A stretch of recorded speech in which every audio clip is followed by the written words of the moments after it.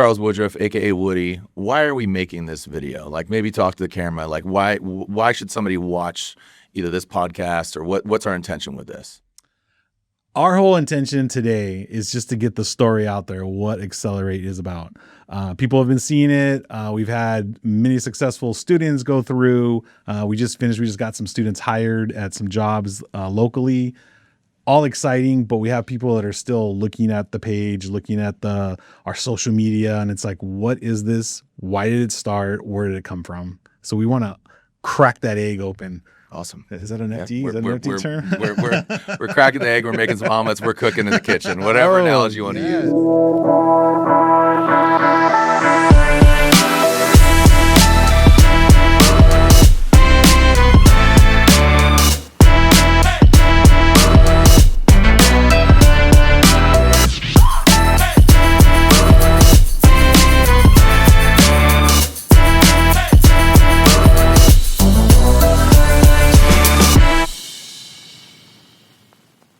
I'm Jarod Deanda. A lot of you know me as the voice of Formula Drift, having announced it for over 20 years, but I work with multiple different companies, including Hot Wheels, Snap-on Tools, X Games, Scion, Comic-Con, at Carfest, karaoke things, a lot of different things. But now I'm super excited to cut into what is Acceler8.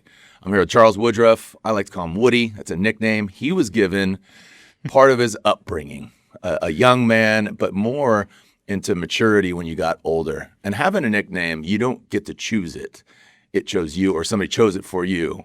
Yes, definitely. Woody. I'm going to call you Woody from here on out. Let's do it. So when you get a coffee, it's Woody. It's not Charles. I know you don't like Chuck. You are Woody, man. Sometimes I have to go to my Prince name, my Charles name, things like that. But yeah, it has become Woody in the family growing up. All of a sudden I started finding out that everybody else is Woody.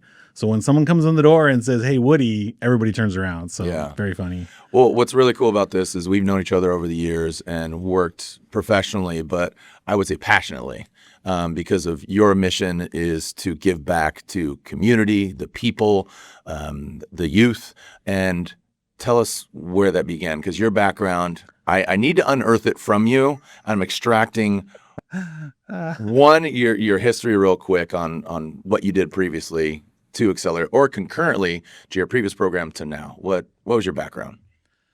So starting all the way back, we ended up starting, for me, in 1996, became a full-time police officer in the city of Oxnard.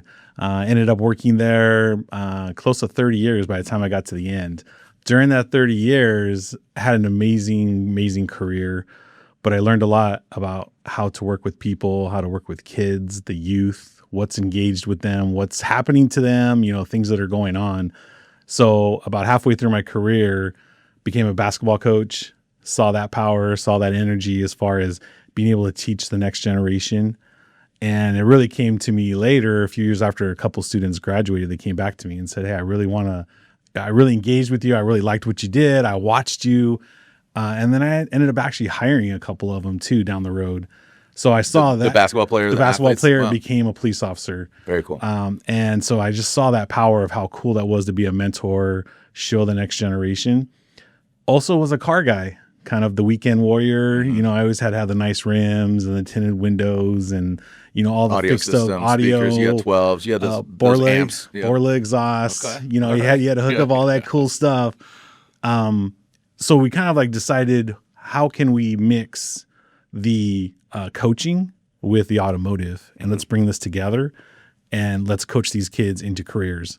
So that was the basics of it at the beginning of it. There's a couple of different things that kind of really opened my eyes on it, but maybe we'll expand on that in a few. It's a perfect storm of everything you love: giving back to community, cars, and then the youth, and giving them a good platform for opportunity, right? So here you are, 3 decades into law enforcement. You find this way about, as teachers say, if you can change one kid's life, right? Look, if I try to land a joke during Formula Drift and one person says that was funny, I win, dude. I'm sorry. I just got to say it. So I teach people in different ways, more comedic sense of humor. But all joking aside, literally, it is about giving people that platform. And that's what you've created, giving the equity of law enforcement, learning how to navigate people, diffuse situations, talk to people, do all that. But it does take a village. It takes not just you. It does take, when you're, in law enforcement, your fellow officers, the community coming and supporting you, like they say, when snitches get stitches. I'm just saying, but you need to take pride in your community, in your people. I think that's what's really special about you. And we talked about it before we hit record. And I think you need to tout what you as a police officer and in law enforcement and in the particular segments that you did work in law enforcement, because it breaks the stigma. Because let's just call it what it is. Physically, just you're a big teddy bear, and I get called that all the time. It's like, there's a podcast, Two Bears, One Cave. Here we are. Big teddy But bear. you break the stigma, dude, as far as in law enforcement and then giving back. Would you agree with that? Because again, there's good seeds and bad seeds in all walks of life, obviously. I definitely see a different way to approach, again, talking to a kid, talking to a youth, a young man or woman, or talking to adults. You got to come at everybody in a different way, but you have to be able to engage with them and not just tell them or just bark at them, or all of a sudden everything just shuts down. And I saw that time and time again. And I can attest, over my 30 years, I, experimented in different things and how I reacted. And I could go back and go, wow, that didn't really react very well. Didn't go over very well. My message didn't get, completely through to those people. And so as I grew, I started seeing how I could change that, and being able to give back and helping kids, helping youth get into a next generation by using that communication. I mean, it's a reward every day. You use two words that I think are really interesting: change and evolution. Changing is a complete shift in my mind, and evolution is taking that knowledge and really growing with it. The evolution of what you're doing, how you've gotten here, it also applies to the landscape of motorsports and automotive. There's more technology. It was OBD1. What are we on? OBD 18 now? I feel like technology, diagnostic tools, all of those things. And also there's a facet that even comes into what I do, and entertainment, into recording podcasts, into creating content and making and creating FOMO, at the end of the day, because a lot of kids, they see the duck, they don't see the feet. They see the tip of the iceberg, they don't see the base and the foundation. That's really what you guys are creating.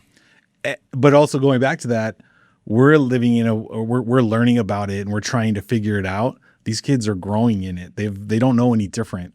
At the end of my law enforcement career, all the people, all the newbies, the new officers, they lived a life of cameras on their chests and computers in the cars. We didn't have that. They didn't know Thomas guides. They didn't know all those kind of different things. They just look at you like, okay, oh, my back hurts. Okay, old guy. Yeah, but okay, boomer, right? But that's where these kids are living now. So it's like, let's feed that. Let's get them in there and tuning cars. Kids come to us all the time. I want to work with the computers. Well, that car is a big computer. So let's get a laptop out and start tuning it. Yeah. As soon as they start doing it, their eyes just get big. You've seen the automotive landscape change, you personally, as well as concurrently. I mean, with the introduction of EV, ICE engines, this, that, hybrids, again, diagnostics, and, some people just no replacement for displacement. What do you think of the automotive culture, specifically in California, because that's where Acceler8's based? Where is Acceler8 based, and how has the landscape of motorsports changed in your short life? That's actually a very eye-opening piece for those of us that are growing and going century to century, or decade to decade. Sorry, not a century. But it's very interesting to see how fast that happens and how that change does happen. iPhones and computers and cameras and all this. Again, these kids are going through that. And what we're finding is beginning years. So it's been about 15 years I've been running this nonprofit, various versions of it. I had one in Ventura County. Now I have the Acceler8 program here in LA, downtown LA, underneath the 6th Street Bridge. So cool. It's an iconic place. Yes. Like, again, it's in this area now, the Motor District, right? We're calling it the Car District. The Car District. Yes. So I apologize. The Car District, and multiple, there's tastemakers, creators, brands, car collections, icons. So you're in the heart and the hub. And again, that 6th Street Bridge, Mercedes-Benz launched a car up there with Blink-182. So, and you can feel it. And there's multiple coffee spots with cars. So you already feel by osmosis, you're learning and educating yourself. I mean, literally, just call it what it is. Grand Theft Auto, it's like right there. I remember taking my son where we literally were just at. He's like, oh, I know where. Oh yeah, right. It's nose on. So talk about But that is again that piece where if you look at that, it's the car district. These buildings are 1930s. But you don't see a Model T, you don't see a 50s Chevy, anything like that. You see JDMs and Porsches and all these different vehicles. So it's like, again, the evolution of what these kids are into. And I remember early on in the program bringing the kids to a museum and look at that, look at that Chevy Nova. What do you guys think about that, huh? And they're just kind of looking at it. Yeah. And the next, they saw a Honda Civic parked out back, an 87, and they were just like, oh my God, that's it's an EFSI hatchback. I'm like, yeah, because that's me too. Though. Right. Like, I grew up a Honda dork. And so, yeah. That's the part where I'm like, we got to really embrace this because this is what they're coming up to. And then now we're telling them, here you are 18, 19 years old. You're going to be 50 years old sooner than you think. Yeah. And what is going to be your vehicle? Is it going to be the Tesla? Is it going to be like, man, I remember we used to have Teslas or, they used to be this model or whatever it is. So enjoy that ride because it goes fast. Literally. Enjoy that ride. That's what we're seeing now with the kids is like they're really into the JDM, the 80s, 90s. Fixing things up. We just picked up an 87 Suzuki Samurai. Sick. Again, I grew up in it. It was just the car. Now it's this iconic car sitting out back, and the kids are all going crazy with it. So that's the fun part is like living through them and seeing through their lenses, like what they see the industry going and where it's going with. So it's fun. The car is the canvas, either the technician, the customizer. You speak of a Samurai. You see one that's low-load out, like Mr. Cartoon's got one from that era with flake paint, wire wheels, or you see them out in Johnson Valley, like King of the Hammers. You see them off-road. I mean, they're a capable machine, but that's the canvas, and then the artist is, again, the technician or the builder. Right. So that's kind of what you guys are doing, and, coincidentally, you're surrounded by art downtown in that car district because you do have Mr. Cartoon pieces or Risk or whoever, like, and that's Slick. OG Slick. Like it is really, really cool you feel it. You really do feel the culture and how important Los Angeles is and the surrounding area. And like you said, this is maybe their first interaction with the automotive culture, but they've always had a passion for it. And we are so blessed to have, our devices that we can get information. So that's why people are here and wanting to expose themselves to that. So going from automotive culture, let's talk about in 2008, you're looking at the community through law enforcement. There was kind of a pivotal moment for you that really said, I want to give back, and automotive is where you're at. Yeah, definitely. Again, going through my career, I had really great mentors that kind of pulled me by the ear and say, get over here, you're going to coach. Didn't know anything about coaching. I thought I was a youngster. I'm just out here, working my job, having a great time, saving the world, of course.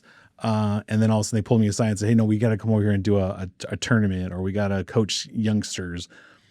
Kind of started going through that, became a high school basketball coach assistant, saw the engagement with the students. And I kind of felt like, wow, they weren't really listening. They just wear their headphones and just like, wow, this kid's not even listening, but did my teaching, did my mentoring, did that for a few years.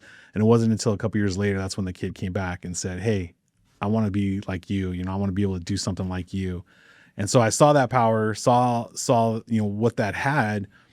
But right about that same time, I was a gang officer. I was working, the mean streets, contacting these youngsters every day, and I tell a lot of people, a lot of the kids we were contacting, I would say a high percentage, 70, 80%, if they were shown the right way, they'd go the right way. So it was over and over, we had our little cops and robbers kind of, games we'd play, and we'd run from the park and things. And every once in a while, the other ones would stay behind because they're, not on probation, they're not in trouble. So they'd say, hey, I'll stay behind and keep the police officer's attention. And I just remember this one, we would run into him all the time.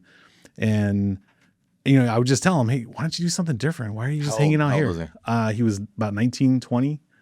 And so real susceptible. Right. And this is what year? This was probably 08, 09. And it's just like, hey, do something different. Mm-hmm. Let's try something different. Let's get to school, or let's go someplace. And you could just tell he give you that little smile, and he just got that look in Yeah. his eye, like, I don't have anything else. Nothing else is coming at me to say, let's make a change. Fast forward after my last contact with them, 2 weeks later, ended up getting a call, subject down on the street, been shot, got there, it was him. And he ended up passing away. So it was just one of those like moments in your life where you're like, there's something else we could do for these kids, isn't there? Is there something else? Putting them through the system, giving them tickets, putting them on probation, that's not always the answer. It's like, can we get them to do something else? Yeah. So that was kind of like the main point, taking that coaching. Can we do something else? I had a couple friends, we were car guys, and we just said, let's build a car company or a car program. And we ended up saying we're going to open up a nonprofit. Didn't know anything about nonprofits because, again, we went to a police academy. And how interesting that is for you, concurrently being a student as well, learning, not saying you know it all, because you have to adapt. You do have to evolve, Right. not change. It's complementing your surroundings. But definitely getting the right people in your corner, getting those right mentors, those right individuals that could come and actually help you build this. So we got our first nonprofit status opened. We got our first foundation to give us some funding. And then we just said, let's build our first vehicle. So we built a Mustang that was dressed up like a police car. And then that got into, well, let's open a shop. And so we ended up getting a shop. And I just remember it so vividly that we opened this shop. It had nothing in it. We had 20 kids show up, a teacher, and we're like, I guess we're just going to sweep the shop for a couple of weeks. And that's all we did. Really? But then right after that, we got a lift and we got tools and we got, all these other volunteers to come in. So really saw that power that people saw, like, hey, this is a really good idea. Let's do it. So that program ended up continuing. I ran that program for about 10 years.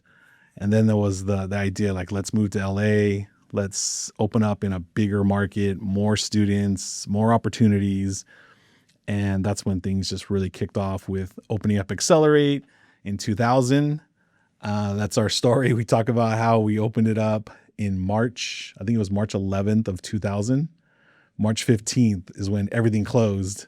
Well, 2020. 2020, yes. 2020. So let's back that up. Acceler8, March 2020. Correct. Okay. We opened up March 2020, and that's when everything just closed. Yep. So we're like, oh, March wow, 18th, the day after St. Patty's we Day. just opened, and now we're closed. Yeah.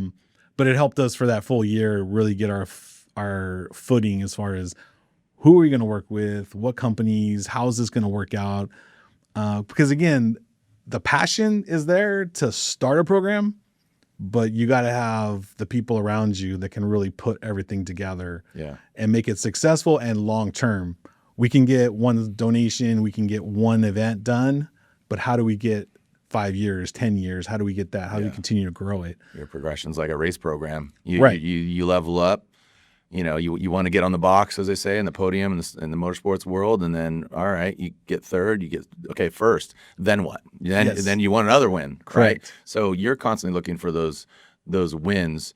And being a racer, it's not just about you. It's about your team, as you say. So you have your, keeping the car clean, keeping the body, hanging the body. If it's NASCAR, right? If it's drifting, you're losing bumpers and taillights and things coming off, and you break parts. You got to, if you're into drifting, competition timeouts, 5 minutes. How efficient are they? Correct. Who's in your team? Who are some people, both past, present, and future, like people? Because, and again, it comes down to community, but it also comes down to the equity of yourself and the people you surround yourself with. If you hang out with bad people, as you said, in the law enforcement world, you're going to become a bad seed, right? So you learn by osmosis just by surrounding yourself. Yep. Right? Yep. So people. I think going back people-wise, just our board. So that's like a nonprofit world. You bring your board together. And one of the first people was my wife. Mm-hmm. So she was on board. I was like, you're on board. So and she's loved it to death. Good. So she came right on board. Again, not a car person. This is totally a segue, but not a car person. But now has fell in love with the car culture. Yeah. And so it's fun to watch people do that. But then the next call was to Victor Carrillo, the ID agency, and a friend of a friend knew him through another sponsor. And I said, hey, we need someone that knows marketing, and they're like, you got to talk to Victor. So called him up, and I was really surprised at the end of the conversation. He's like, I'm in. Let's do this. I don't think even talking to him, he was probably like, yeah, this isn't really going to go, as far as he thinks it is. But now even to today, he's just like, he's loving it. Everything's great. And he's just been an intricate part of where we're at and why we're here. And then I brought in a couple other friends, a grant writer, accountant, all that. So we built a really great team. But again, we don't have any funding. So we can't pay for teachers. So we spent 2-3 years with a lot of volunteers, myself volunteering, everybody just kind of going out, going to Peterson, going to the Lions Museum, all these different places, putting on workshops and kind of just grinding and trying to get that done, but learning every single class, every single time. So, but as we were building that out, that's when we started building out social media, YouTube channel. Yeah. And then that's when we finally got a really big break with one of our grants with the state of California. And that just kind of really opened the door. And that's when we were able to get our first location. From there, we got our first teacher. So now we're really learning what we want in an instructor, what we need in an instructor, how we need to keep this place open. So it's a place, we call it the kind of a boys and girls club of automotive. Yeah. We want kids to be able to stop by and just soak it all up or attend one of our classes. So speaking of classes, that's evolved from what's interesting too is the climate, being a father myself, 12 and 19 years old as we record this. I feel like they still, like, we just got off a road trip. My 12-year-old brought his Polaroid camera. My 19-year-old has a record collection. He's going thrifting. I think a lot of the kids crave that analog, what I'd call an analog experience about getting tools in their hands and all that. But also, such as your neighbors, big time. They're they're building cool cars or doing cool car projects, but documenting it is very important. So there's maybe an expansion into that content facet. Like, again, a good friend of ours is Larry Chen. Like, he's this beautiful unit of measure as far as a photographer, videographer, content creator, brand ambassador. That came out of him wanting to race cars. Right. He literally was just wanting to race cars. And that was his access and his porthole to this community. And now he is a unit of measure. And that has expanded, not only because he's just himself, but it's documenting who you are. He's behind a camera. It's not about him. It's about the other product. Right. And he has evolved into that. So what are some of the great milestones that you've created that have come to fruition? You just talked about it. But also, what are some things that happened over the last, let's say, year? And then also some things that are coming on the horizon. Well, it's going back to it. You're talking about people that have grown. We're sitting with one right here, growing from San Diego street racing or hanging out to now, the voice of drift and all these other brands and products. Like, these are things that we're trying to get the kids to understand. Like, it's not planned. It's not, there's no script. There's no, hey, go to that class and this is what's going to happen for the rest of your life. But it's been fun to watch you grow. It's been fun to watch Larry Chen grow. I don't know if you just saw that video from Heatwave. I did. Yeah. Like, something I never would have thought Larry Chen would be doing. He jumped right in there and now he's having a great time doing it. So it's fun to watch everybody grow, but it's growing the industry. It's making the industry so much more exciting. Making it approachable. And that's, I mean, it used to be like 6-7 degrees of separation. Now it's literally like 1, which is really cool. It's a gift and a curse, right? Because some people call it doom scrolling. I call it enlightenment reels because I think you can learn a lot. It's all about that perception and perspective of what you think. And, again, we live in a world of AI where, it can be utilized as a tool and it can be utilized as a weapon. So all that being said is, thank you. I mean, again, my lineage was growing up street racing in San Diego before Fast and Furious came out, worked at a magazine, worked at a shop, worked at a shop magazine, went to Tokyo Auto Salon in 99, worked at a toy company making cars, worked at an automotive shoe company. I rented cars for a year and a half during 9/11, if you could do that. And then my big opportunity concurrently while working at Meguiar's, the car wax company, doing marketing and stuff for 3 years, Ryan Sage and Jim Lau, co-founders of Formula Drift, said, here you go. So that's how my career started. Now here we are in 2026, 23 years later, having announced it, and I've traveled the world. And to your point, there wasn't anybody that I mean, outside of Salema Mesakela, so Sal Mesakela, some people know him as that, like announcing X Games, that's the only person I've ever seen be a professional announcer. And now here I am doing these different things. So there isn't a rule book when it comes to announcing, but also I'm down to nurture and educate those that are eager to do it to complement what I do. I don't want them to bogart my brand, but at the same time, I am mean. You can't do what I do, and I can't do what you do. So celebrate that. So there's some gatekeeping, as kids would say it. Acceler8 is about exposing that and just saying, again, it is this from tactile nuts and bolts to diagnostics to different facets that you didn't know existed last year, last month. Yesterday.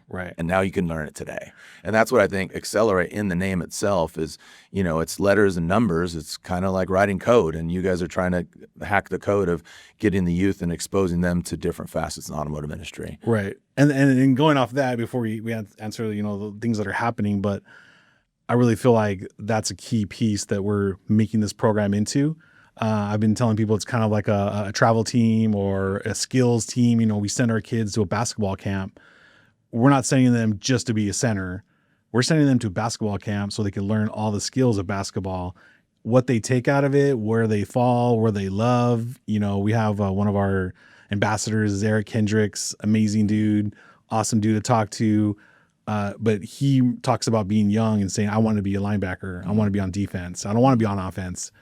Again, you go into that and then all of a sudden you learn that part of the industry. And that's kind of what we want to do with Acceler8. Come in, get your hands dirty, take tires off, change oil, learn all these different aspects, but learn from announcers, learn from Larry Chin, learn from all these different aspects. And maybe you piece together something no one's ever seen before. Totally. A person with a shop that's got content creation that, has a TV show. I guess we've seen all that, but different versions. But all of it exists. Yeah, different iterations because again, there's multiple flavors of ice cream, but choose your own flavor. Right. So that's kind of what we want to do with Acceler8. I think going back to things that have happened over this last year in milestones, definitely us getting that shop in the car district. That was like huge. And it was kind of an idea. We were in the area. We had talked to a couple of the different groups that had things going on down there and kind of like, hey, we really like this place. We had to really change it up a little because they are older buildings. So we're really trying to figure out our space in it. But we're calling it a campus. We have a classroom in one building. We have lifts outside. We have, a tool room. We have more expansion coming, things like that. So it's just a cool place to be at. The kids are coming to the class and Ludacris is outside doing a music video on the street. It's just like, you can't write these things, So it's just a really great place to come and be inspired while you're there. Your 8-week class, but you're there inspired, ready to get into the industry. So I think that was one of our biggest milestones. Prior to that, a big milestone was working with Formula Drift. That was a really big thing. Victor, Jim Lau, Ryan, everybody kind of came together and said, yeah, we want to do a youth program. We didn't know what it was. We didn't know what it looked like. We got a few, free, a few tickets. We ended up going out, bringing the kids to Long Beach, a couple other rounds, and we just saw it just growing. Next, we're in Seattle with 200 and they're like, what are you guys doing over here? Kind of deal, and Air Force jumped in. So that's when the last 2 years we really built it into the Driven experience. So last year we did 2,200 students with all 8 rounds.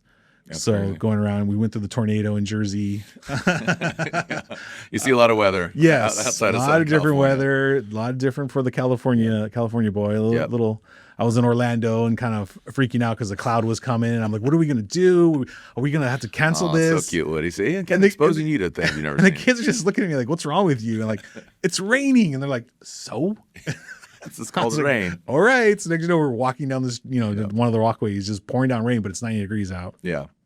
So we're all learning in this program. So 2,200 in the 2025 calendar year over 8 events. That's staggering. What were some of the ROI or the return on investment of time, resources, all of that? And what's your intention of somebody coming to an event? And it could be at Peterson Automotive Museum, who's been a great partner and doing the careers, or again, Formula Drift. The biggest thing is being able to see their reaction. The Orlando one's very popular with, we bring out a foster group. And so the home brings students out and we'd start in the morning. They get out of the vehicle. we're kind of, hey, how's things going, everything, and they don't want to look at us. They don't. They're just like, I don't know why I'm here. Yeah. I've never been to an event like this. Because a lot of them are kind of forced into that scenario. Okay, let's just kind call of- it what it is, because right. it's not they're signing up. They're Right. saying, hey, this is. They're just being told in the home, like, hey, this is where we're gonna go, guys. We're gonna take you to this place, and you could tell they were just like, I do not want to be here. And then all of a sudden, by the end of the afternoon, they're stuck to the fence and they're watching cars rip around and smoke in their face, and you can't even. We're like, we need to go home, and they're like, no, we're not leaving. We're gonna stay here. That's when you're like, okay, it worked. This really hit. There was one student that was with them. He was 13 or 14. He was pretty young. And the staff actually came up to us and go, we want to thank you, because we never are able to keep, like, he's just has so much energy, so many other things going on that he ends up becoming a problem in the home. But he was walking around with me, shadowing me, asking me questions. And he was just totally engaged in what was going on. He wants to be a driver, all that kind of stuff. And Man. So that's the stuff that we're like, okay, this is working. This is like really hitting. We had parents, we had a couple moms that were homeschooling their students, and they learned about it. They came out to be a part of it. And I think at one point, this one mother was more excited than all the students. She was jumping around. She wanted to volunteer. She wanted to go around the country with us and be able to help put this event on. So it's definitely really cool to see that. Our homegrown Long Beach, since we're here in LA, the last 2-3 rounds, we've brought over 700 to each round, which gets a little crazy, trying to make sure everyone. I've seen you. You're like a tour guide to the Great Wall of China, man. You're like, follow me. Here we go. Over here, you got this guy, and you'll call me out. I don't like it, but you're like, there's Jarod, and there's Chris Forsberg, and there's Dylan Hughes, there's Frederick Osbo, and I love it because, to your point. And I'll talk to them, like, if you say, hey, you want to say anything? And I'll say stuff, and some are looking right through me like, whatever. But to your point, you change one kid's life, or that one moment, like, oh, that's that guy. And I found it even with young adults, like, again, having 47 years old, as I am, there are those things that changed my life, where I'm like, because again, I'm not a mechanic. I'm not, I always say I'm not a good cook, so I stay out of the kitchen. And if I'm going to cook, I do it once. I don't like messing up. That's why it's like, hit record, let's go. Make like a panda, eat, shoots, and leaves. That's it. So when it comes down to, that one kid being affected, that's awesome, man. And I think that is one rung on the ladder of getting the youth, again, if it's foster parents or kids that are looking for a career, that one high-touch event, that's just one facet and rung on the ladder of Acceler8. Getting them from there, what are some of the other opportunities that exist at Acceler8? So again, coming out to events, what else? So we have our events, our experiences, we call it. The next run is our workshops. So we're calling it the Acceler8 101 workshop. And those are all based on timing. If I have instructors that can work Saturdays, we'll do 4 Saturdays in a row. We'll do 4 Wednesday, Fridays. We'll kind of change it up just to see if we can capture students. And it's more based on high school level. So it's the 14 to 18-year-olds, even though our workshops will then pick up a 19, 20-year-old. But again, these are people that don't know anything about the industry, never had a chance to wrench. So we'll bring them into our workshops.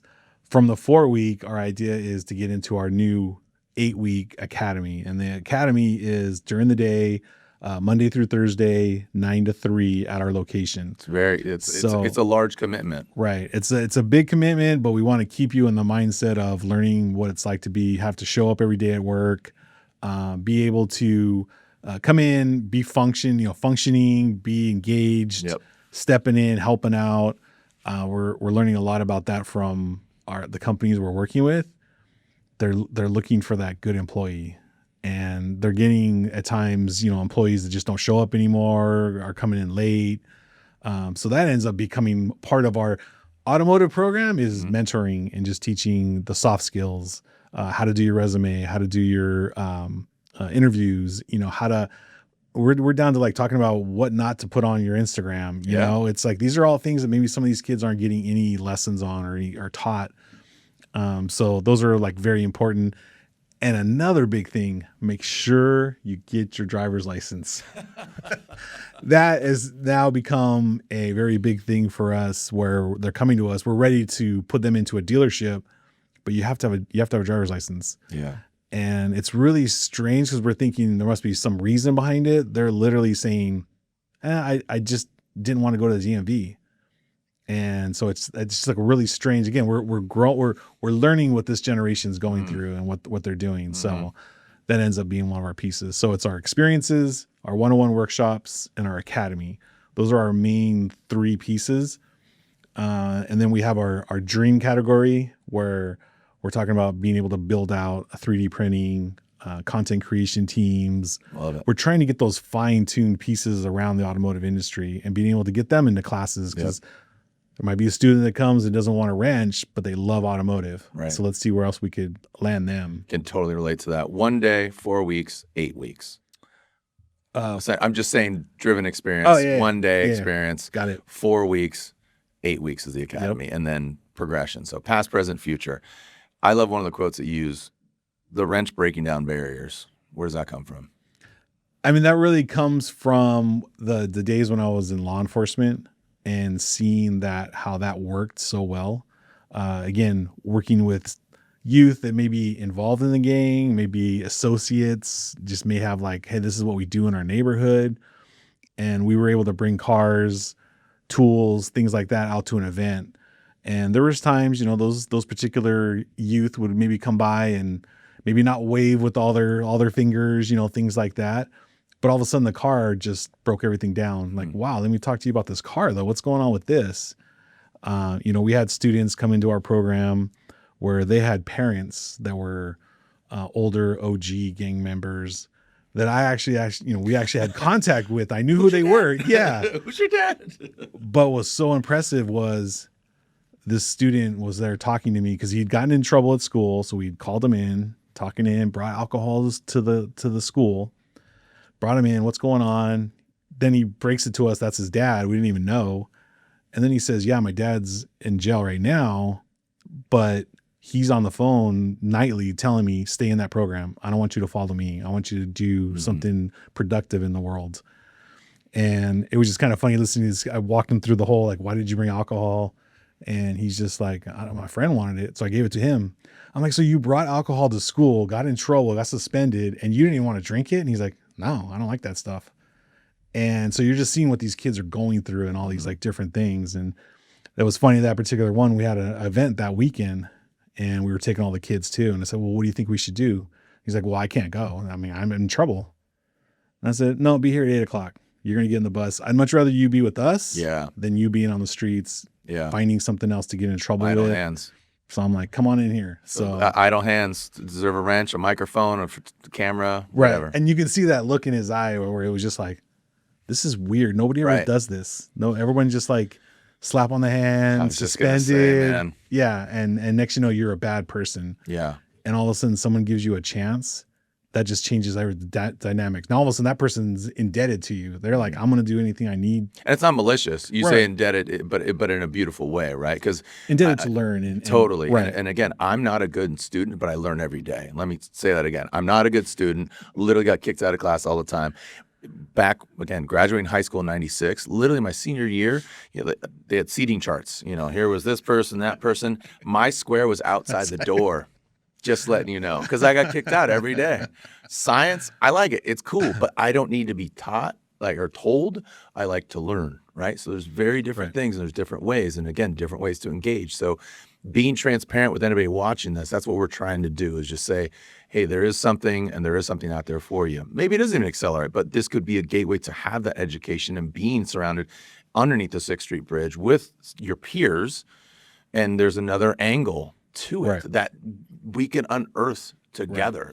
I think that's what's really cool. One of the beginning pieces of our class is learn your tools. Mm-hmm. So learning your tools, now you can become a plumber, a carpenter, a machinist, HVAC, and these are all careers and trades that we've seen some people really make some really great money by getting into those. And they were, as they would say, not good students, and the way the system's really developed or are made, there's nowhere for that person. You're not doing what we said. You're not sitting in your seat. You're playing around. You're goofing around. You're bad. Since you're bad, now go to the office. Now the principal tells you you're bad. Don't learn anything from that. Right. And you really don't. And that has shifted, and it's more of where people are at. And again, people didn't talk about mental health awareness and this and that, and people have gone through it, and like all the different struggles. We won't unearth that, but what do you learn when you're like, you get slapped on the hand and kicked in the corner? There's no It's- bad dogs, just right, bad owners. Right. Right? And you're suspended and now you're at home. Great. What are you going to do with your time? Smoke weed, drink beer, hang out, do bad stuff. Right. Get into worse stuff, you know? Yep. So it's just like here, you know, we had students that were actually not homeschooled, but they were basically you're kind of suspended from school and you have to do everything from home and you have to report like once a week. And because this one student was ADD and taking medicine and just a problem at school, had him in the class, put him on a motor and said, take it apart. He was there all day, 8 hours. Like we had to say, hey, we're leaving. We're going to close up. Like, no, I got to finish this one thing. Now all of a sudden you see that they're engaged in something and their mind's working. They want to learn math now. They want to figure things out. So that's like what's really fun with the overall, like the programming of it. Let's pull back the curtain in regards to the curriculum because, you know, like you said, this is nonprofit. It's giving back. So a lot of donated time, tools, partners, all that stuff. But really quickly, because it's again, like I said, the 4-week or the 8-week academy, it's a lot of curriculum. But walk us through, somebody signed up today. So if you sign up, going back to the instructors, we did start off with a lot of the volunteer side, but we did find we wanted to keep a standard. So we knew we had to get to that point where we got to bring on the best of the best. Mm-hmm. You know, we want to bring in teachers that are engaged. And so we ended up getting enough to where we can actually pay for the teachers. So now they got, you know, they're getting some were stipends, but some of them are actually on the payroll kind of deal. So they're coming in with some of them their own type of education where they already know the kind of labs they want to do, the kind of things they want to end up running in the program. But we do use one called auto upkeep. It's A to Z as far as how to do automotive. It's based on ASC level training, based on getting your G1, which is the first level. So once you go through all of the curriculum, which they give you everything for it, your PowerPoints, your tests, everything that's in there. So we can just walk them through those lessons. And then we end up adding in our own little pieces, our soft skills. We're working with some of our brands. So like with Yokohama, we're putting together a training seminar just to learn about tires. And then with that, they're offering to bring out some employees to come out and be a part of kind of an HR piece where it's, let me see your resume. Let's do some mock interviews, put some pressure on them, you know, and be able to walk them through things. So they're not always just thrown in there, go get a job, now they're going to get some skills behind that.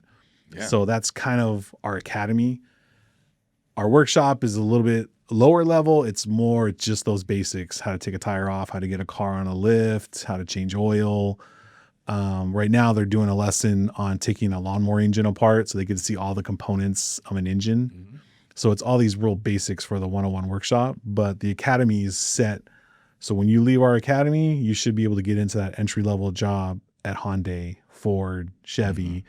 So those are the ones we're landing in right now. So, and you know, blue collar, I would say has just come, I don't even say back in fashion, but that's the coolest way I could say it. It's kind of come back in fashion because there's a little bit of financial freedom there. I mean, we live in a wild climate right now of just jobs, let's just call it what it is, some being eliminated and some being absolutely just elevated. Right. And I think the blue collar, as you say, not just exclusive automotive, but HVAC, plumbers, you know, doing the dirty work. And people are talking about AI, you know, it can't change your air conditioner, and you know, AI can't change your tires, but there's all these like cool pieces that are being mixed into it. But overall, AI is not going to take that over. Right. It's going to have some items that are going to help you. Mm-hmm. So it's very interesting to see. And again, now this is their generation. What are you guys going to do with automotive to complement it? Like I said, that's another tool in the toolbox. You still have to get under the house. You still got to do that. I mean, we live in an older house and we have some piping that needs to get redone. And yeah, you're right. There's not a robot. There's no Roomba for that. There's no ninja thing. ChatGPT is not going to fix it. Yeah, chat. The plumbers, the plumbing's broke, dog. Like you don't know what's going on. Automotive in general, people think that it's primarily male. Right. And it is percentage wise, statistically, it is. My wife works in the industry. You know, she's a VP of sales and marketing, but she has 2 degrees. She went to a school called Northwood University. She has a degree in automotive aftermarket, automotive marketing. Those are Right. two solid degrees, and they're Yes. very specific. Talk about girl power, and they're Yes. very specific. Talk about girl power. Obviously, it's a buzzword. It's a song. It's a thing. Like all the not single ladies. Beyonce was doing that. Trying to stay relevant. I'm joking. Girl power, females in automotive and at Acceler8. I mean, they're taking over, you know. I mean, they're coming in and they're not messing around. We just had one that just finished. She had a couple classes of automotive under her belt, but she wants to be the next drift driver. She wants to do all these great things. She wants to work at a Porsche dealership. So that's kind of what we're trying to get her to land in that spot. But and if you go to our IG, you'll see there's a scene where we actually watched her. We had a car that was on just kind of like jack stands. So it was low enough to the ground. She was able to actually take the tire, put it around the bottom of her feet and slide her butt all the way up to the car and then use her feet to lift it up and put it on there. Yeah. And it was just like, wow, that was amazing. She's like, yeah, that's the way I do it. Well, and everybody has their techniques, and it's Right. about efficiency and making sure, attrition, keeping your body together as well as the car, but Right. utilizing the tools that you're given. And again, there's different things like that. So financial freedom, being a female, because these are, again, I just think that this is such a good opportunity, and just seeing how easy it is. I think anybody watching this and listen to your story and or mine and your story is yet to be told. So here's an opportunity. What else would you say to anybody kind of watching this as far as Acceler8 goes? I mean, I would just definitely say take the chance. If you're sitting at home and you're just kind of like looking at the wall and kind of wondering, what am I going to do with my life? What am I going to do? I've tried some things. I didn't like it. You come to the Acceler8 program, you sit down, you take the 8-week class, the 8-week academy, and I will promise you things will start to open up. May not be you working at a Jiffy Lube or a dealership wrenching, but you'll see other aspects of the world that you could plug things into with these skills. So definitely open to that, being able to come down and be a part of that. What are some of the testimonials you get from some students that have gone through as minimal as, well, what are some of the testimonials you've seen from the 8-week academy? Anybody that's gone through it, or the 4-week, just even, like you said, just the basics to a little more elevated? So right now, we've had two classes now. We started last August. It was our class 1, class 2 finished up this year, finished up in May. And we kind of started without having somebody on the team, our team, that was able to land them and make all those contacts. We thought we could just kind of do that on the side.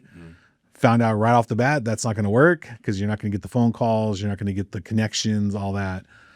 So we brought in Aurora, who is our career readiness coordinator now. She came in and she's just hit the ground running. She had school experience where she worked at a high school, but then she also had automotive experience working at different events and shows. So she's just like, this is perfect for her.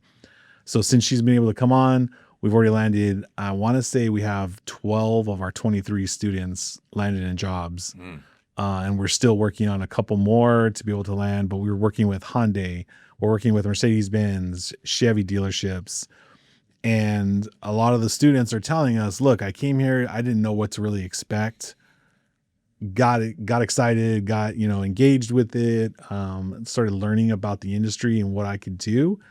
And now they're jumping into these jobs and they're just super excited, calling us up, thanking us for everything they did. But we're still going to be there to support them. So whether maybe that job doesn't fit, or maybe it's something they want to continue growing, they want to go to the next levels, they could always come back, be an instructor with us. Yeah, that's great. Do different things like that and be a part of it. Yes. Yeah. So those are some of the ones. I know one of the students, he came to us with a dream of working at a Chevy dealer. And he came to us, he had some skills, but we were able to teach him the proper verbiage for the tools, the proper procedures, how to check all data and learn. Yeah. And next you know, now you become that productive employee at the dealership. He jumped in, went to lube rack, went to straight technician. Now he's working in diesel all within 6 months. Oh man. Yeah. So, and he's just loving it. He's sending me videos all the time about what he's going through. So this is the exciting part, to see all these kids come back. I say kids, but have them all come back and be able to be a part, talk to our students now, talk to the next generation, talk to the next the next kids. That's what's really fun and exciting to be able to see that coming. coming Because soon. it is intimidating. Like, so for anybody watching this, it's like, that's what we're really trying to unpack here is just ask the question, like, what can I do? What am I going to do? And that's what we're really trying to almost kind of the FAQ, the frequently asked questions. So we're trying to unearth, one, the emotion, two, the stories, the honesty, the transparency, and the opportunity, just all that past, present, future. Speaking of future board members of different walks of life, from old shop techs to current like body shop guys, have used different tools. Their allegiance maybe lies with a bow tie versus an oval, or a Nissan versus Toyota, or European versus JDM. It's the United Nations. You're trying to bring everybody together, and that board of directors that you've assembled, your board is pretty diverse, from automotive manufacturers to somebody most recently who we know is Jim Lau, co-founder of Formula Drift, now president of the Long Beach Grand Prix Association. He's come on board. So how does that help contribute to the knowledge and the sharing of time and knowledge? I think it's having that team. It's that team that's surrounding you. Just like we said early on at the beginning, the first day we got a shop and there was nothing in it. It's like building that team around you that's going to help you, guide you. Let's go left. Let's go right. Let's go here. You're always going to have questions. Should we do it? Should we not? Should we do it? You know, that's where you bring this expertise in and coming in. Our board is really developed. Again, they're the ones, the oversight of our program. You know, they're looking day to day, not actually, I'll take it back, not day to day. They're more or less looking at the long term as far as what the program's doing. Then it's bringing on our instructors and then our staff. So we're looking to build that part of it too. Being able to fundraise, being able to do our events like our golf tournament. That's, you know, that was our first one we did. But we're doing it again with a very small staff. You know, we were running around with our heads cut off. You got to learn, yeah, just like in the garage. And it's always going to get better. And again, bringing the right people around, the people that are engaged and wanting to be a part of something. So that's really cool. And I know by the time we push this out, we will have the announcement for Jim. But we're super excited. He's been in our corner ever since the beginning, ever since we did the Formula Drift piece. And he's always hitting me up about education pieces and what can we do here? What can we do there? So I think he's going to like just totally open up his wings and fly as far as being able to do some more education. So it's going to be very fun to see how that grows. The board wise, we're looking to like be able to bring on a couple more candidates where it's a lawyer or it's, you know, some type of financial person, business person. Because again, those are always the questions. We all want to wrench. We all want to have a good time, but then how do we run the program? How do you monetize it? Right. So now it's like, let's bring those people in. So we have a lot of great ideas coming up in the future to be able to keep this thing sustainable. But we have to always keep our metrics as far as getting the job done, getting kids into jobs. That's a number one priority. And then it's like, how do we get that funded? And then how can we do more stuff? Future is obviously tomorrow, right? And it could be a day, year, but 5-10 years, what do you look at and what are some of the partners that you currently have and you're looking forward to working with? So anybody watching this that wants to get involved, right? So 5-10 years. So we have some great partners. You know, you're wearing an Ineos hat, talking to Yokohama. Orla Performance has been an integral part of your program. What are some other partners that you've worked with, and who would you like to work with? No, not specifically names, but just industries, ideas. Definitely something where in 5 years we see the program. You know, the idea is it's going to be this full block, and it's just going to be all these different classes that are running.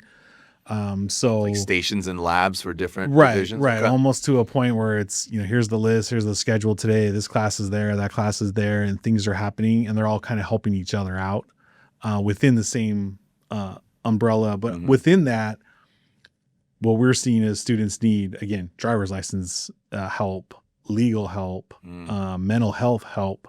You know, these are all issues that if we don't help address those, the kid's not going to learn and not going to be successful.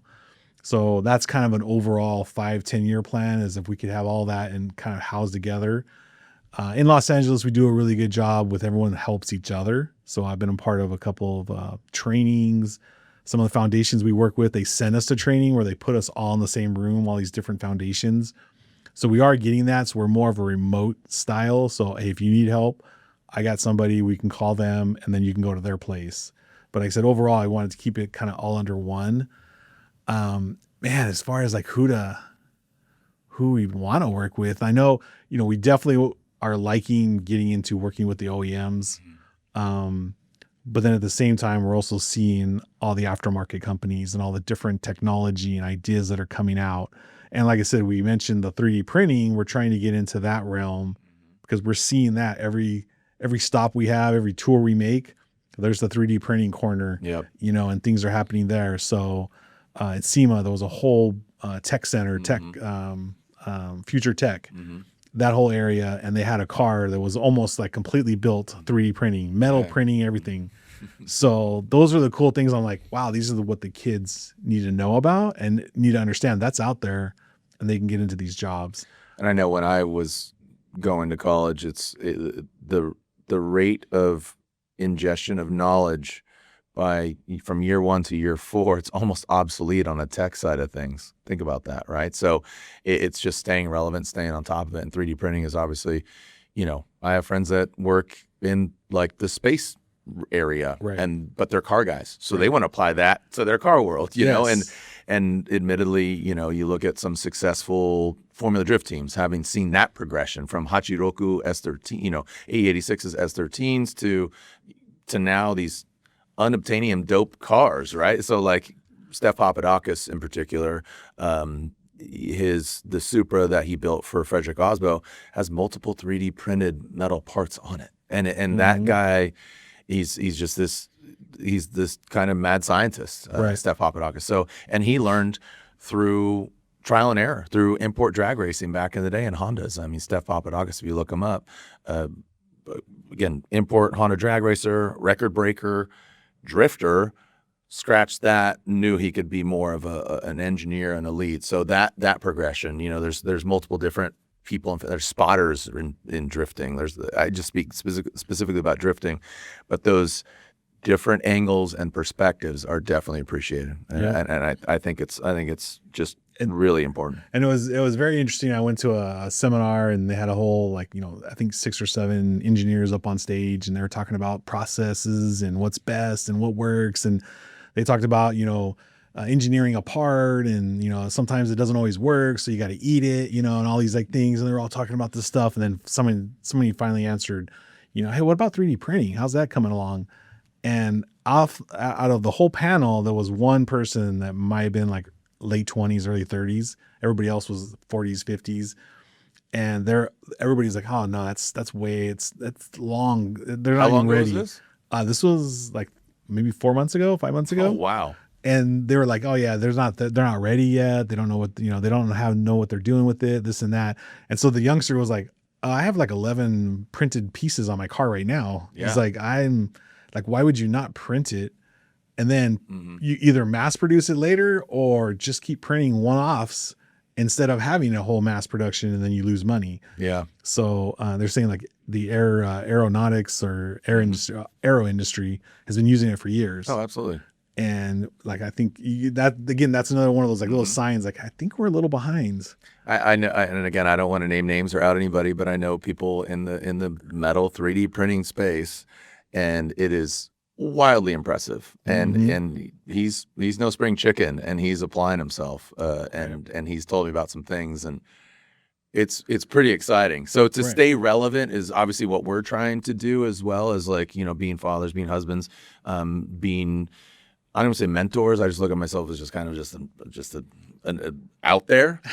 So it's interesting because there's an opportunity born every day. If I sit next to somebody on an airplane and they're in risk management or this or that, and I tell them what I do, they're like, wow, that's kind of crazy. It's how, what, and it could start at Acceler8. So walking through that door, getting that education. If somebody's looking to help a student, say you're a shop owner or something like that, how do they get involved? Like maybe helping and assisting? I mean, first is just go right to our website, acceler8education.org. And you're able to go on there. There's contact us. There's all that. Social media, of course. I just got done listening to a podcast about Instagram, and it's all about DMs now. So it's like, getting a hold of us in all those areas, definitely. But setting up an appointment, coming by, taking a tour of the shop, that always sets the stage. Yeah. Everyone gets down to that area. Parking's not easy. Parking's not easy. Depends, A lot of construction. It depends on if there's construction or not.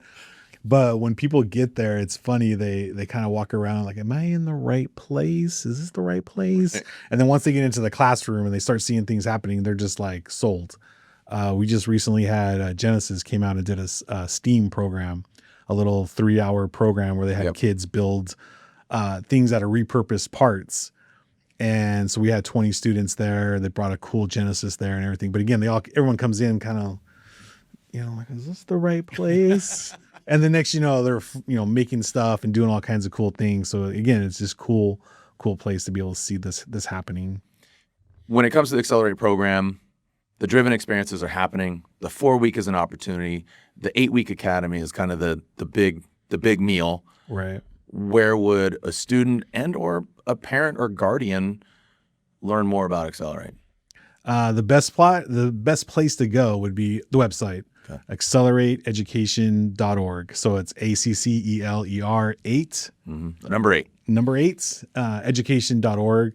That has everything about us, as far as A to Z, as far as what we're doing. But then there's also our social media. Say that 3 times fast. Huh? Social media. Instagram, YouTube, all that. Yeah, all of them. And they're all Acceler8 Automotive. So all of them are all set for that. Take a look at our YouTube channel. We have a couple of really good videos of things we've done over the past. We're really working on that part of it to really build that out too. That'll be part of one of the trainings to be able to do that. But definitely in those areas, that'd be the easiest to get a hold of us. The Acceler8 program is about tools in their hands, obviously education in their minds, but also having fun and giving back. So another cool way is we had our first ever, the Acceler8 Golf Tournament out in Riverside, California, and it's happening again in 2027.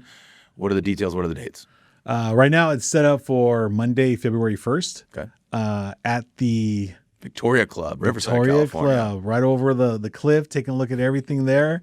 But it was very successful for our first one, to a point where it seemed like everyone got there in the morning and they were asking, what's next year's? Well, let's get through this year's. Let's play. But this year, we definitely want to add to it, grow it, get more contestants, more players, as well as more brands. So we had a really great time. Yep. I don't know how we got the weather to be perfect. It was ideal. But if we can do it again, we'll do it. Yep. But yeah, we have that tournament. So that's again, now we're getting into more of our fundraisers. We're trying to learn more about how to keep this energy for people to come in. They want to be a part of something and they want to be a part of a fundraiser. So we're learning how to do that. We're going to be doing some other mixers this year, smaller things, maybe at a certain car club or something like that, where we can bring people together, be able to help, fund the program, fund things that we're doing, fund certain portions of the program. And so those are some of the things we're learning. So that's calling out you, everybody in the industry, come out, play golf, fundraiser. This all feeds back and going into the ecosystem of the automotive experience. From OEs to aftermarkets, you can get involved with Acceler8. Again, go to the website, go to the Instagram, talk to Woody, because Woody loves this stuff, and so do we, because we want to give back. We want to give back to the community, but again, just sharing that knowledge, sharing that equity that you have out there as a company, a person, a shop, the whole gambit. Get involved with Acceler8. Woody, thank you so much for your time. Charles Woodruff, again, I'm going to call you Woody. Thank you for not only your time, but what you're doing with these students, with the opportunity, with the platform you've created, taking your equity, your knowledge, building a team, and surrounding your love and support on an industry you love. So thank you. Thank you for taking your time to come out and be a part of this. I mean, going back to that SEMA piece, from there, you've been my hero. As far as, I just remember going out and they're like, hey, let's go outside. It's 2011. They're like, let's go outside and see some drifting. I'm like, what drifting? What's that about? Walked outside, started seeing it. Wow, this is amazing. And then I saw this guy out there with a microphone. I'm like, that guy is cool. I want to be like that guy. So it's just been, ever since then, you've always been supportive. So thanks. Well, thank you, man. And again, here's to brighter futures. Again, tools in their hand, automotive education in their mind, and love in their heart, because we love this stuff. So should you. So go to the website, go to all the social networks, check out Acceler8. There's an 8 there because we close the loops. Goes on forever and ever, for infinity.